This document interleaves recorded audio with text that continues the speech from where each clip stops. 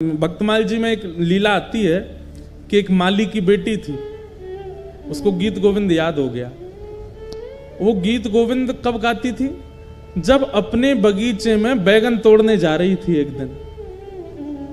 अब बैगन तोड़ने के लिए जा रही थी तो सघन वन था, वहां कांटे लगे हुए थे। अब वो तो बच बचा के निकल रही थी अंदर और गाती हुई जा रही थी। महाप्रभु जगन्नाथ जी व्याकुल हो गए, कोई गीत गोविंद गा रहा है। और तुरंत दौड़े ठाकुर जी, और ठाकुर जी इतने रसिक हैं गीत गोविंद के कि ऐसे नहीं कि दूर बैठ के सुन लिया, कोई गा रहा है तो वहीं से नहीं, सामने बैठ के सुनते हैं, श्रोता का पूरा निभाते हैं नियम। अब वो तो सघन वन में कुंजों में घुसती जा रही थी। महाप्रभु जगन्नाथ जी सोचे कहां से आ रही आवाज, इनमें ये कांटों के वृक्ष लगे हैं, बेल छाई है, इसमें भीतर घुसी हुई है, वहां से बैगन तोड़ती हुई गा रही है। महाप्रभु जगन्नाथ जी हैं भी खूब विशाल, खाते पीते घर के हैं, मोटे ताजे हैं। अब जैसे ये घुसे भीतर, सोचो कभी कभी इमेजिन करो इनके स्वरूप को, ये कैसे घुसे होंगे भीतर। जैसे ही भीतर पहुंचे तो कहीं कहीं से तो वस्त्र फट गए इनके, कहीं पर कांटे लग भी गए, लेकिन मधुर मुस्कान ठाकुर जी सुन रहे हैं। कभी कभी लगता है कि महाप्रभु जगन्नाथ जी 24 घंटे प्रसन्न मुद्रा में ही रहते हैं। क्यों? क्योंकि 24 घंटे कहीं ना कहीं गीत गोविंद चलता ही रहता है, इसलिए ठाकुर जी प्रसन्न रहते हैं, इतना प्रिय है ठाकुर जी को। तो महाप्रभु जी उसका गीत गोविंद सुन रहे थे, बड़े भाव से गा रही थी। जैसे गीत गोविंद विश्राम हुआ, महाप्रभु जी दौड़े मंदिर के लिए। मंदिर में जाकर के विराजमान हुए, तभी पुजारियों ने देखा बलभद्र जी सुभद्रा जी के वस्त्र तो बिल्कुल बढ़िया हैं और ये इनके अस्त व्यस्त हो गए, फट गए जगह जगह से। पूछा, हे महाप्रभु जी, ये आपके वस्त्र कैसे फट गए? तब महाप्रभु जी ने ये भाव बताया कि मुझे गीत गोविंद बहुत प्रिय है, और कोई व्यक्ति कभी कहीं गाता है तो मुझे, मेरा मन होता है कि मैं वहां पहुंच जाऊं। अभी कहां गए थे? तो बताया, बोले एक माली की बेटी है, बैगन तोड़ के गाती है, मैं घुस गया भीतर, फट गए मेरे वस्त्र। उसी दिन वहां के गजपति राजा ने ये नियम बना दिया, पूरे जगन्नाथपुरी को इकट्ठा करके सबसे हाथ जोड़ के निवेदन किया कि जिनको भी अष्टपदी गीत गोविंद याद है, आपसे प्रार्थना है आसन लगा करके उस पर स्वयं बैठिए और एक सन्मुख आसन पधरा करके तब गीत गोविंद गाइए, क्योंकि महाप्रभु जी आते हैं। श्री राधा वल्लभ लाल जी को वृंदावन में जिन्होंने विराजमान किया, ऐसे श्री हितरवंश महाप्रभु, भगवान की वंशी के अवतार।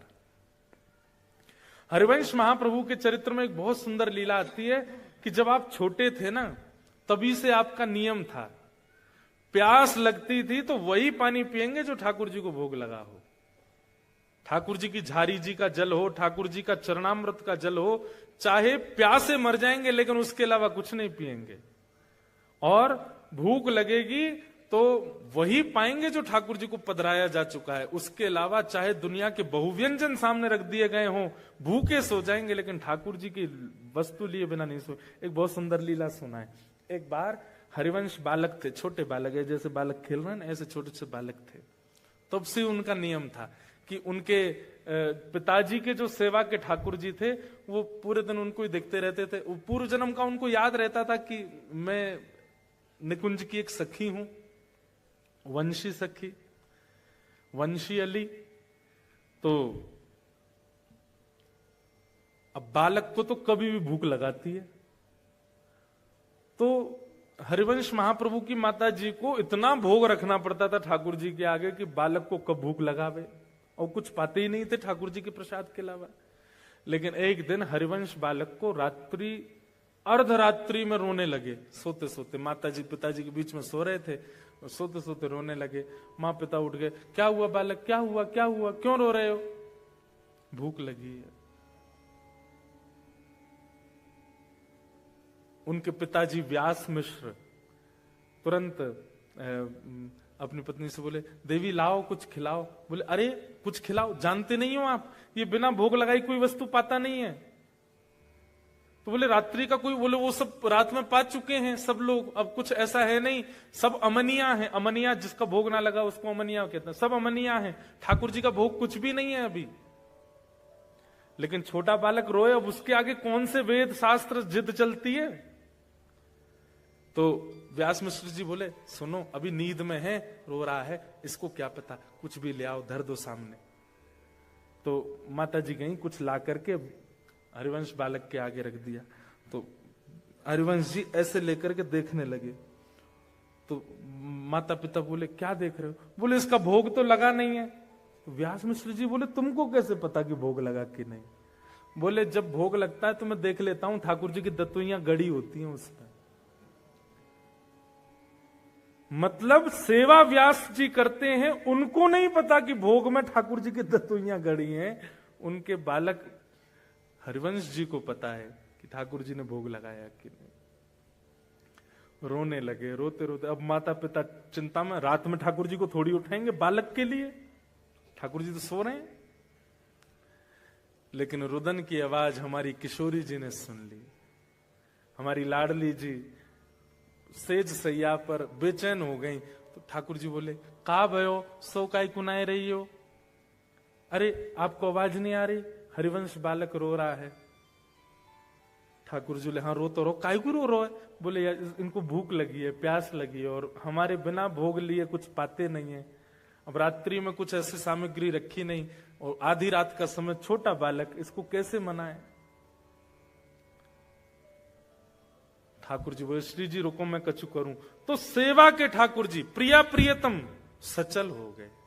अंदर ही, मंदिर के अंदर ही छोटे छोटे स्वरूप सचल हो गए। और ठाकुर जी बिस्तर से उतर के गए, कहीं से जल लेकर के आए। आसपास जल रहता है ठाकुर जी का, जारी जी में जल लेकर के आए। और श्री जी से बोले किशोरी जी अपने पांव लटकाओ नीचे। तो जैसे सिंहासन से किशोरी जी ऐसे बैठ के पांव लटका रही हैं, इतने ही छोटे छोटे ठाकुर जी। और ठाकुर जी झारी जी के जल से किशोरी जी के चरण धो रहे हैं।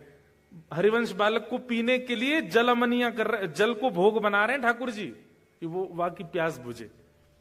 और फिर किशोरी जी से तो कहेंगे नहीं मेरे चरण धो, स्वयं बैठ के अपने चरण भी धो रहे हैं। दोनों के चरणों का जो चरणोदल था वो इकट्ठा कर लिया।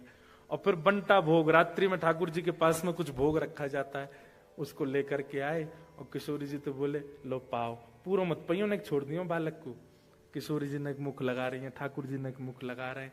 मुख लगा करके सन्मुख पधरा दियो, और सन्मुख पधरा करके और कछु सामग्री भीतर से गेर दी। और तुरंत गेर के झटपट दोनों गए और रजाई ओढ़ के जैसे स्वरूप थे वैसे है कि सो गए। व्यास मिश्र जी को आवाज आई, बोले अरे ठाकुर जी के कक्ष से आवाज आ रही है। गए, जैसे धीमे से गए तो सामग्री जो गिर गई थी नीचे, कुछ खिलौने होंगे ठाकुर जी के, वो उठा के ऐसे पर्दा हटा के ऊपर धरन लगे। तो वहीं क्या देखा, बिना ठाकुर जी के उठाए ठाकुर जी के चरणों का चंदन मिश्रित जल एक पात्र में रखा है। और ठाकुर जी के मुंह से टूटे भय लड्डू, जो रात में साबुत लड्डू रखे थे, वो लड्डू फूटे भय एक पात्र में रखे हैं। देख करके व्यास मिश्र जी समझ गए। क्या समझ गए? बोले ठाकुर जी को चिंता हो गई, बालक रो रहा है, तो अपने आप ही उठ के अपने पैरन को आचमन और भोग लगा के धर दियो है। लेकिन व्यास मिश्र जी बोले पूर्णता तो तब पता चले जब हरिवंश बालक देख ले भोग, उसको ही पता चलता है कि भोग लगा कि नहीं। लेकर के गए, लो बालक पाओ। तो हरिवंश जी ने जैसे ही देखा, हाँ ठाकुर जी का भोग लगा है, तुरंत पा गए। ठाकुर जी का चरणोदल ले लिया। ऐसी स्थिति, इसको कहते हैं विरक्त इंद्रिय। जैसे आपकी जीव कैसी है इस वक्त, उसको छोले भटूरे का स्वाद पता है, और वो उसी के स्वाद को याद करके आपको बेचैन करती है। छोले भटूरे चाहिए, छोले भटूरे चाहिए। आपकी जीव को स्वाद पता है पानी पूरी का, तो पानी पूरी का नाम लेते कई होंगे तो मुंह में पानी आ भी गया होगा। आहा, खट्टा खट्टा पानी जब जीभ में जाएगा कितना सुख मिलेगा, आनंद आ जाएगा। लेकिन सख्य भाव जिसके अंदर होगा, ठाकुर जी के प्रति सख्य भाव जो रखता होगा, उसको बाह्य व्यंजनों का रस नहीं